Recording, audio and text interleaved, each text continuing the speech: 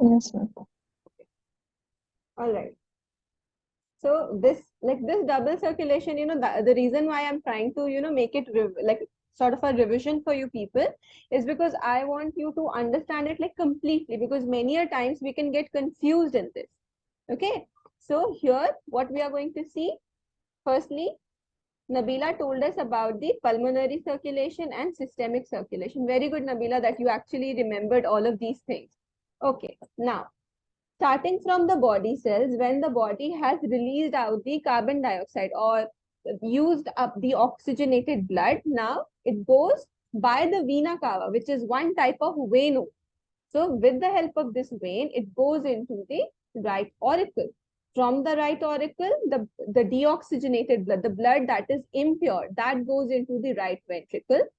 Now from the right ventricle, the pulmonary artery. Now pulmonary artery is the only artery that would carry the deoxygenated blood. Rest all the arteries, they carry the oxygenated blood. Now this would carry the deoxygenated blood for lungs. Now for what will it carry it to the lungs? Why is it carrying it to the lungs?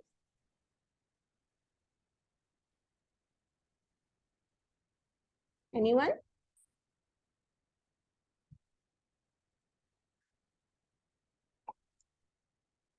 Why is the deoxygenated blood being carried to the lungs, students? Tell me. So it will be converted to oxygenated. Yes, for purification, for oxygenation, the blood is being carried. Now, after it goes into the lungs, now it gets oxygenated, and then the oxygenated blood goes into the left auricle with the help of the pulmonary vein. Now, again, all the veins, they carry deoxygenated blood, but pulmonary vein is the only vein that would carry the oxygenated blood. Now, this blood gets carried into the left auricle. From the left auricle, it goes into the left ventricle, and then from the left ventricle, it is distributed to the whole entire body with the help of aorta. This much is clear to everyone? So, Double circulation is clear to everyone? Come on, say yes or no. Do you still have any doubts anywhere? You can ask me. If there is anything that you want me to explain again, you can ask me. This is for everyone in the class.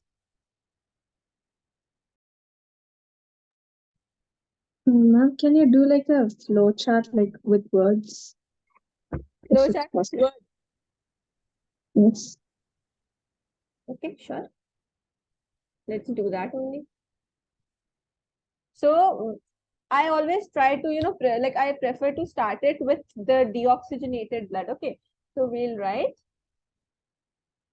deoxygenated blood. Now from where? You only tell me from.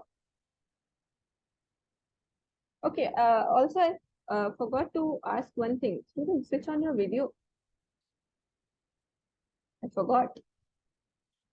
Switch on your video, everyone.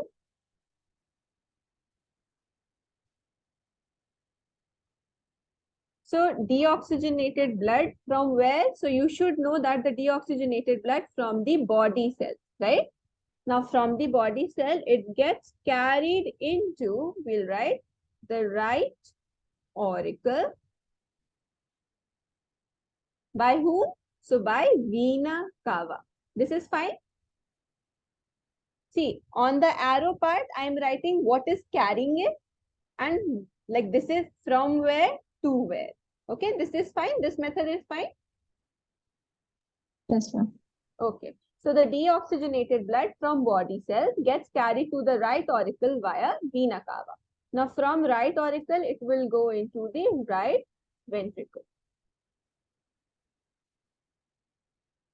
Now from the right ventricle, oh wait, should write a little longer.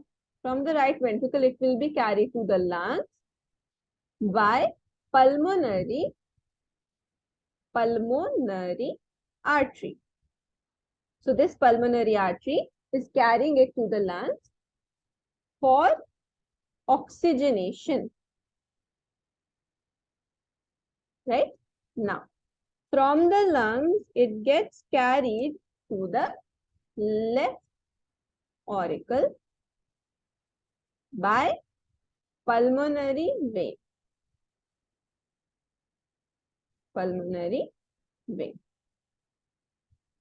Now from the left auricle, it goes into the left ventricle, and then from the left ventricle, it goes to the body with the help of aorta. So this is how the double circulation happens. Now is it easier to understand, students? Was Yes, that ma'am. square thingy confusing you people? Kind of. Okay. So you should have told me. Okay, now you people can note down this thing so that it is easier for you to understand. You can write body cells or the whole body. Clear? Now you can note it down. Is it clear to everyone? What about Gianna and Harshit? Come on, Yes. say. Okay. All right. Now you can note it down. Good. Good.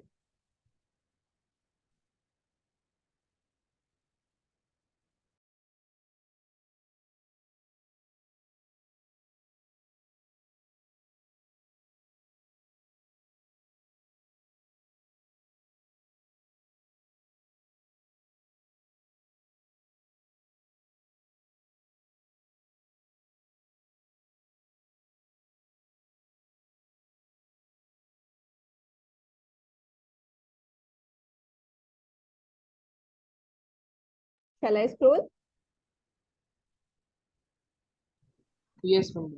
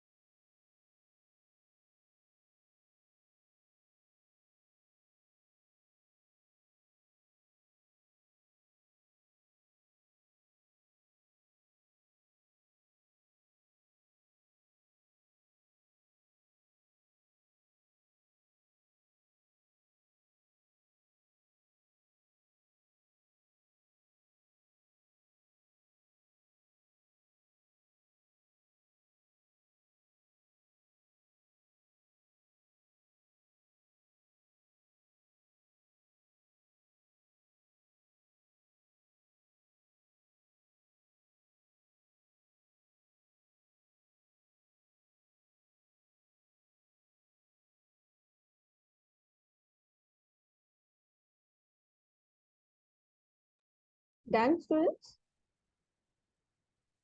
Yes. Okay.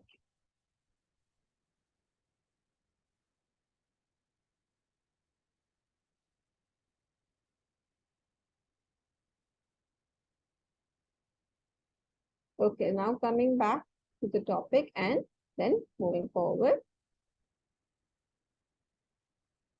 Did you people have any difficulty in respiration part?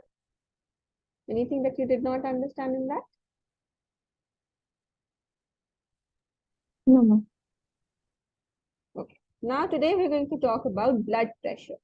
Now see, we know that there are blood vessels in our body, right? We have discussed about all the blood vessels that are there. Now each of those blood vessels, they carry blood, meaning blood flows through them or in them. So now the blood, when it flows through, just imagine blood vessels like a pipe. So when blood would flow in them, there will be a pressure exerted by the flow of blood onto the wall of the blood vessel. And that pressure is known as the blood pressure. So it is the pressure exerted by the blood flow on the walls of the blood vessels. Now, we know that when in the heart, whenever the circulation aspect is happening, so at that time, the contraction happens, meaning the auricles contract and then only the blood flow into the ventricles. And when the ventricles contract, the blood flows out of the ventricles. So the contraction in terms of biology is known as systole, whereas relaxation in terms of biology is known as diastole. Now the pressure exerted by the systole, that is contraction, is known as the systolic pressure, whereas the pressure exerted by the diastole is known as the diastolic pressure. Talking about the units of the blood pressure, now everything that we mention, or you can say everything that we measure, it has a certain SI unit, right? Certain unit is there. For example, for height, we measure feet. For height, we can take centimeters also, isn't it? Meters, kilometers for length, so or distance, kilometers for length, no, for distance. So we use certain units for every kind of measurement that we do, right? So same way for blood pressure also we have millimeters of mercury. Hg is for mercury. So this is known as millimeters of mercury. Now, so we use this unit for measuring the blood pressure. Now, the normal blood pressure for human beings, normal, is 120 over 80 millimeter of mercury. This 120 by 80 is read as 120 over 80. This is how we read blood pressure. So the above one, the 120 is the systolic pressure, and the below that is 80, that is the diastolic pressure. So 120 over 80 is the blood pressure, that is normal blood pressure. Now, if the blood pressure increases above this set temperature pressure that is in our body, then we have a situation that is known as high blood pressure or hypertension.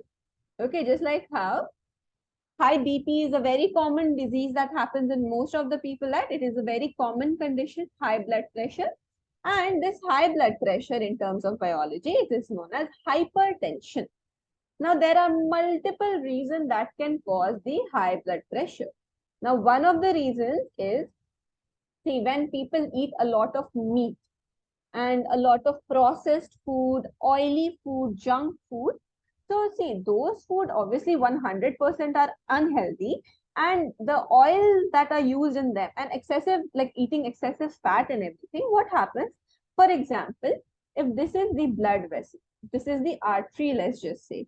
Now, because of eating of such unhealthy food and everything, the fat which gets started, like fats and calcium, it starts getting deposit in the lumen of the blood vessel. Okay.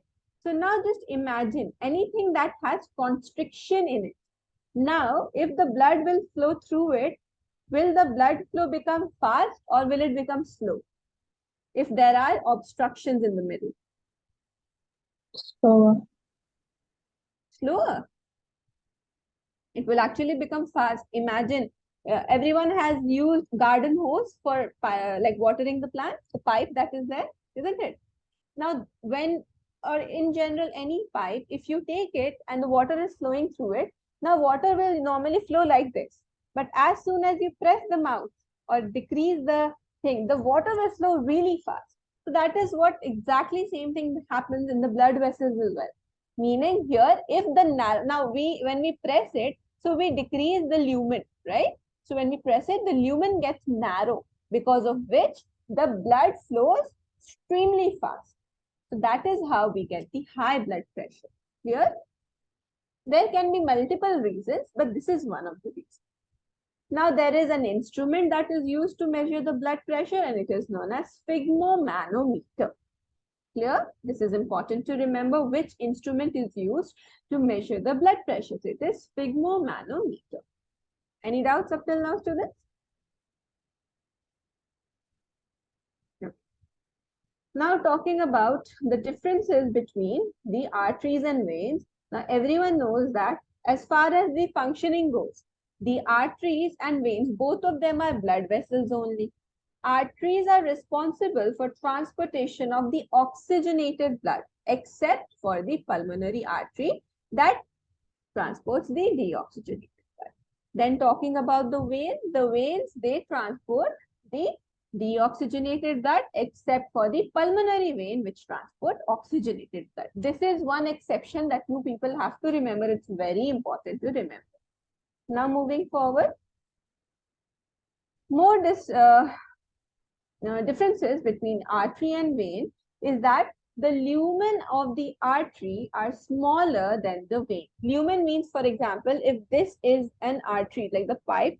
Now, if you look at like this, okay, now this is the circular part that becomes the lumen. So for artery, it is narrower, it is smaller. Okay, so the lumen of arteries are smaller as compared to the veins. Now the little arterioles, or like the little branches of the artery, they are known as arterioles, which are little arteries. Now the point wherein the arteries and the veins sort of form like a connection, that is known as the capillary. So this much is clear to everyone? Ma'am, what are capillaries again? Capillary is the point wherein the arteries and the veins are forming sort of like a connection, a net-like structure, a connection between them. That is a capillary. Okay? Yes. So these are like the things about the blood vessels and the blood pressure. Any doubts? What about the others? Any doubts, students? No, ma'am. Okay. Like the differences between arteries and veins are clear? Yes, ma'am. Okay. Now see, moving forward, see, there can be certain questions that ask like what is the differences between like arteries and veins. So you can write that arteries, all arteries carry oxygenated blood except this. Then all veins carry deoxygenated blood except the pulmonary vein. Then you can write about the lumen of the artery, like arteries have a smaller lumen, veins have a broader lumen. Then you can also write that arteries are deep situated in our body. And this green veins or the blood vessels that we see on our hand, everyone can see it, right? For some, it is really visible. For some, it is a little bit visible. For these ones that we see on the hands, it's like sometimes it's there on the people's forehead also. So that is the vein. The vein is situated superficially, but the arteries are deep situated. We can't see the arteries. Okay, so this was about the blood vessel. Any doubts up until now? Okay, now you people can note down.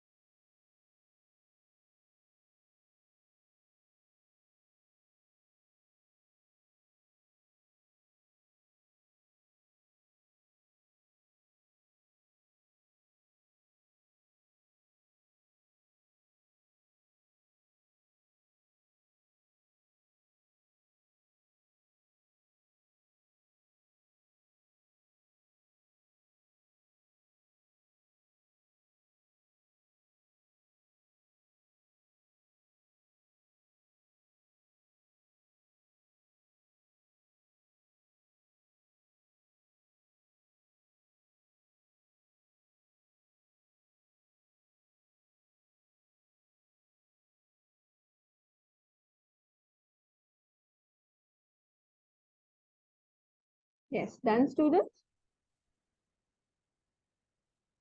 Shall I scroll?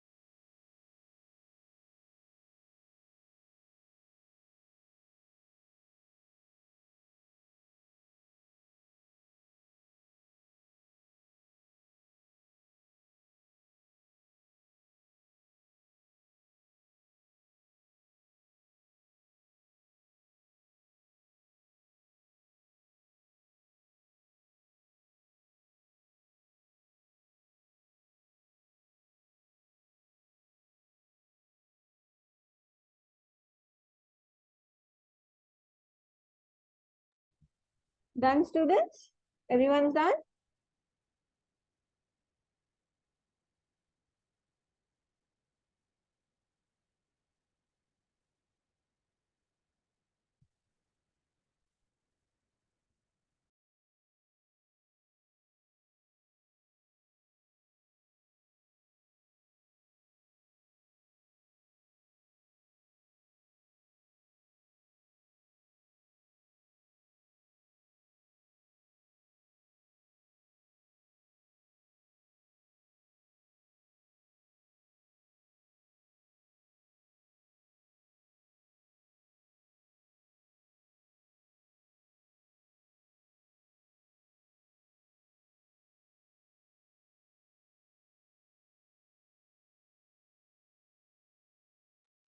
All right. So after this, we are going to talk about the platelets.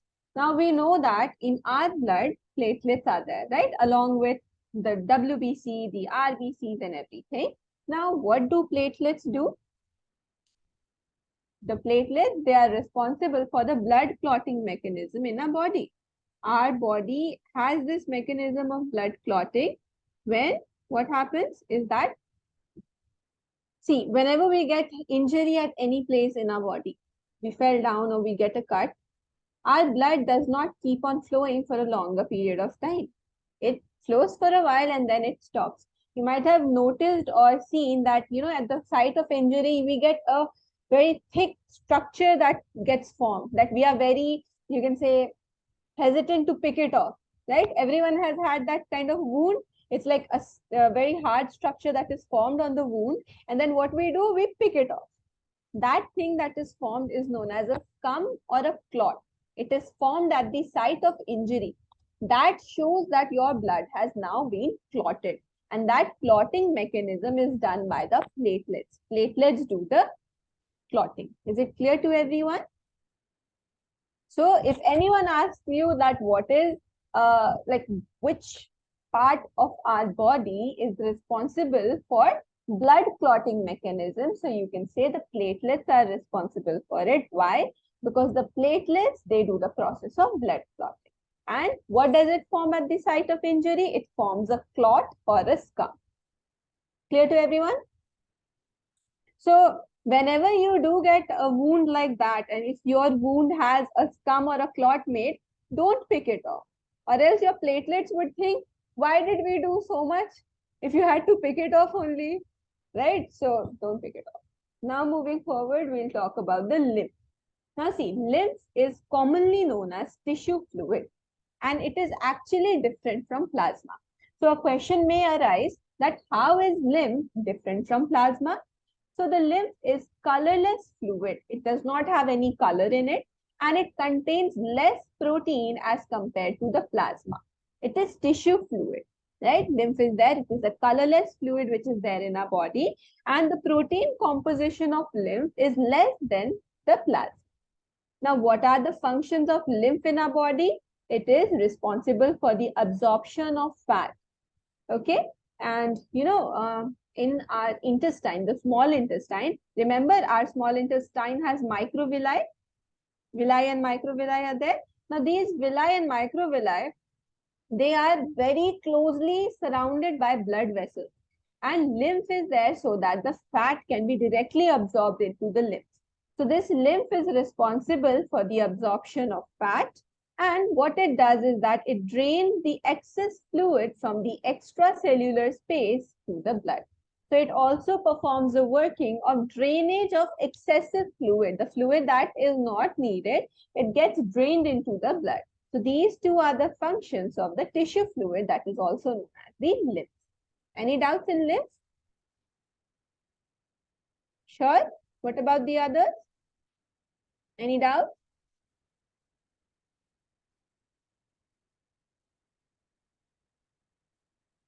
Yes, ma'am. Yes, what is the doubt? Tell me. Oh, no, ma'am, it's clear. Okay. All right. Now moving forward, we'll talk about the transportation in the case of plants. Now, plants, they do not have such heavy need for transportation like our body. Okay, plants do have conducting or transportation systems in their body, and that is the xylem and phloem. Xylem and phloem are the, you can say, tissues in the body of the plants that are responsible for the transportation or conduction process. So both of them, meaning xylem and phloem together, are known as the vascular tissues of the plant, or they are known as the conducting tissues of the plant. Conduction, you people understand? Taking things from one place, giving it to someplace else. That is conduction. So these are the conducting tissues in the plant's body. Now, the xylem is responsible for the transportation of water and minerals from the roots to the different parts of the plant. And phloem is responsible for the transportation of food from the leaves to the different parts of the plant. Now, when we talk about xylem and phloem, we have to see from where is the thing being taken and to where is it going. From where to where. So xylem transports water and minerals from the roots to the different parts of the plant wherever it is needed. And phloem transports food from the leaves because, okay, I'll not tell you what, because from the leaves to the different parts of the plant. Now you tell me, why does the xylem transports it from the phloem transports it from the leaf to the different parts? Why not something else? Because food is made in the leaf. Very good, exactly, because food is made in the leaves only. That is, the photosynthesis is done in the leaves. And why? Because the leaves contain the chlorophyll, isn't it? Because of the chlorophyll only, the whole entire photosynthesis process happens. So that is why the phloem will transport the food from the leaves to the different parts of the plant. And xylem is responsible for the water and mineral, not just water, water and mineral absorption. And it transports from the root, because the water and minerals gets absorbed from the root only, to the different parts of the plant. Any doubts up until now? All right. Okay. Now you people can note down.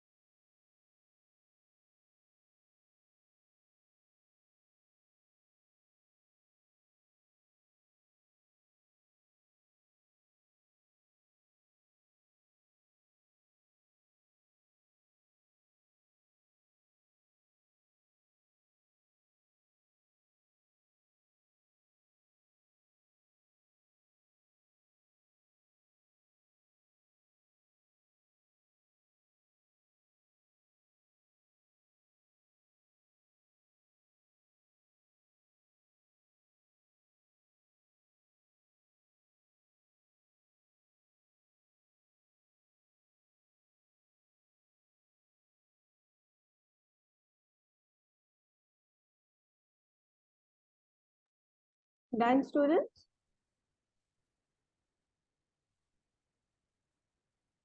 All right, okay.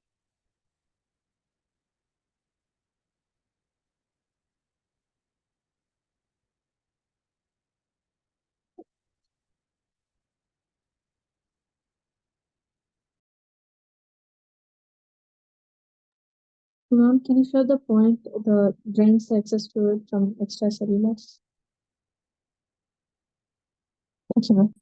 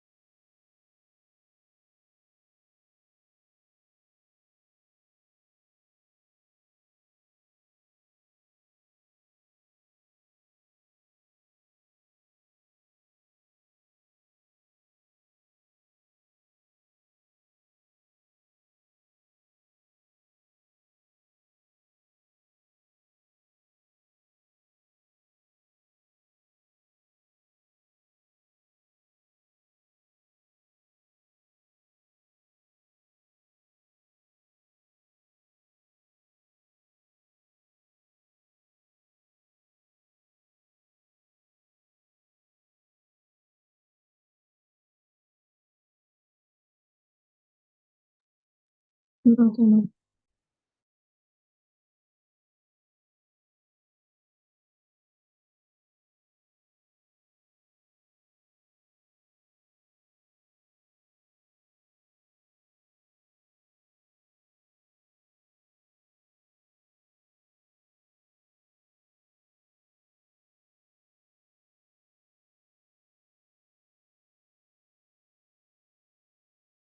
Done, students? 1 minute.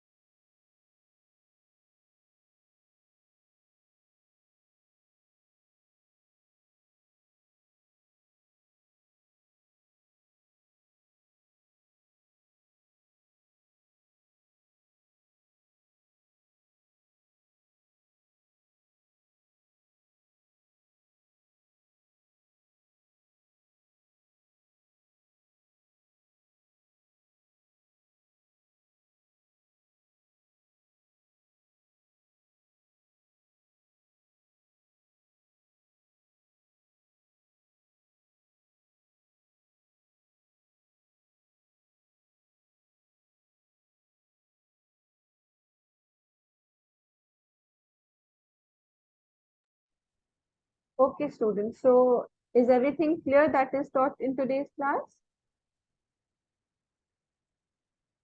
All right. Okay, very good.